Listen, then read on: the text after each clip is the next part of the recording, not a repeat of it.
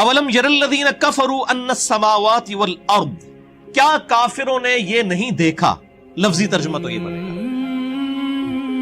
با محاورہ ترجمہ ہوگا کیا کافروں نے نہیں جانا، ان کے علم میں یہ بات نہیں آئی، ان السماوات والارض، کہ آسمانوں اور زمین، یعنی سارے آسمان اور زمین، کانتا رتقن، یہ آپس میں گندے ہوئے تھے، ملے ہوئے تھے، ففتقناہما، تو ہم نے ان کو پھاڑ کر جدا کیا۔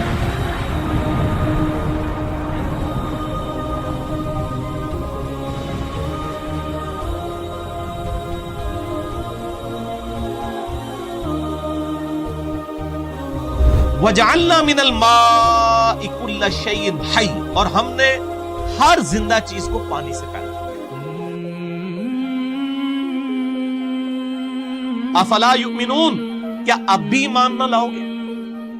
یہاں پہ میرے بھائیوں میں تھوڑی سی اسی حوالے سے سورہ انبیاء کا جو ایفیکٹ ہے بگ بینگ، اس کی ہسٹری میں نے مسئلہ نمبر 60 میں بیان کی تھی، یہاں پہ بھی میں تھوڑا سا اس کو ایڈریس کر دیتا ہوں کہ 1929 میں 1929 عیسوی میں ایک امریکن اسٹرونومر تھا ایڈون ہبل، یہ وہی اسٹرونومر ہے جس کے نام کے اوپر وہ ہبل ٹیلیسکوپ ہے دنیا کی سب سے بڑی، جو سیٹ انہوں نے چھوڑی ہوئی ہے خلا کے اندر۔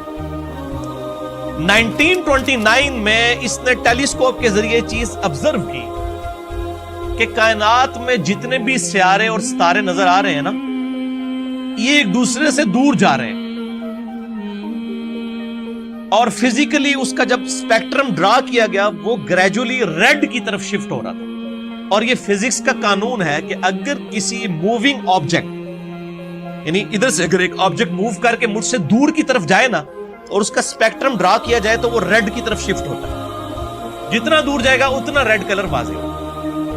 تو اس نے جب اسپیکٹرم ڈرا کیا تو اس ریزلٹ پہ پہنچا کہ یہ تو سارے جو آبجیکٹس ہیں یہ تو موو کر رہے ہیں اور ایک دوسرے سے دور جا رہے ہیں۔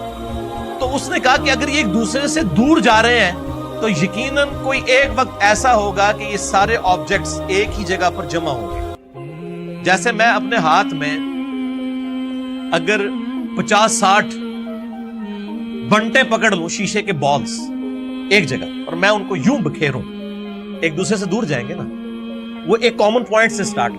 اسی طریقے سے یہ جو اربوں ستارے ہیں یہ اگر ایک دوسرے سے دور جا رہے ہیں تو یقیناً ایک ایسا بھی لمحہ ہوگا کہ یہ ان کو ٹائم کو اگر ریورس کر دیا جائے تو ایک سنگل پوائنٹ سے وہ سٹارٹ ہوں گے۔ اور اس نے کہا وہ سنگل پوائنٹ ایسا ہے کہ جس کی ڈینسٹی تو انفینٹ تھی اور والیوم 0 تھی، اور سائنس میں کوئی ایسی چیز نہیں ہوتی کہ جس کی ڈینسٹی انفینٹ ہو، نہ ختم ہونے والی، اور اس کا والیوم، اس کا حجم 0 ہو۔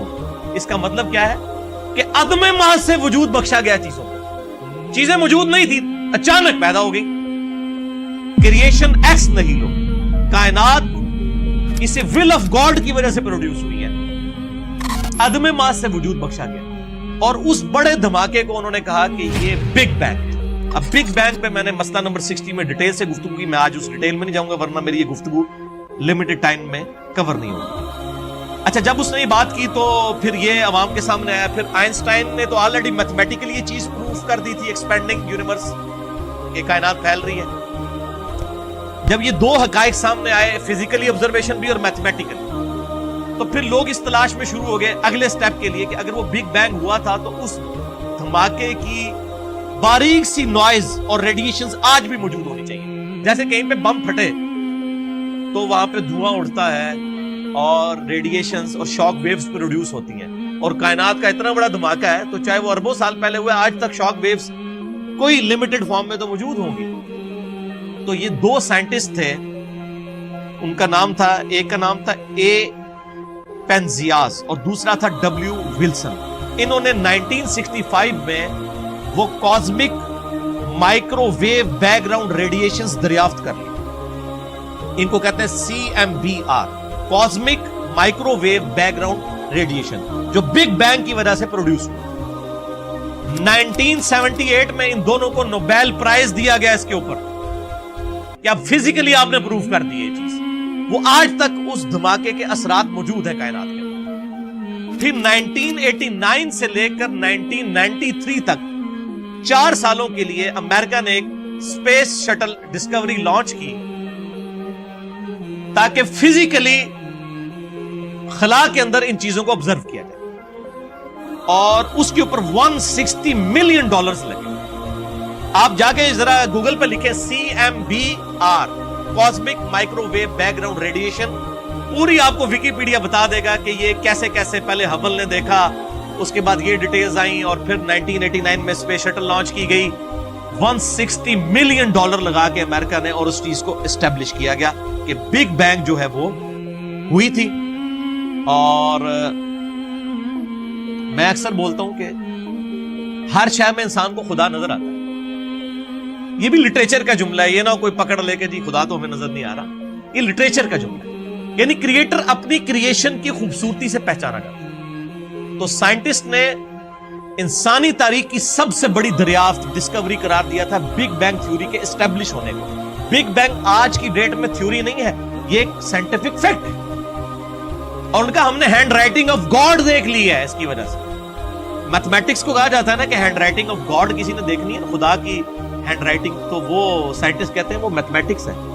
ہر فزیکل فینومینا کے لیے آپ ایکویشن بنا سکتے ہیں۔ اب چونکہ میں میکینیکل انجینئر ہوں، اور آپ کو پتا ہے انجینئرنگ جو ہے وہ اپلائیڈ سائنسز ہے، تو ہم لوگ ہر چیز کا میتھمیٹیکل ماڈل بناتے تھے، اور اس سے وہ چیزیں اسٹیبلش ہو جاتی تھی۔ تو میتھمیٹیکل ماڈل جو ہے یہ خدا کی ہینڈ رائٹنگ ہے۔ اب یہ نہیں کہ آپ کو کہ فزیکل ہینڈ رائٹنگ، یہ بھی لٹریچر کی زبان میں بات ہے۔ تو یہ سارے کے سارے فیکٹ سائنس نے اسٹیبلش کیے، اور الحمدللہ آج اللہ تعالیٰ کو اس حوالے سے سمجھنا آسان ہو۔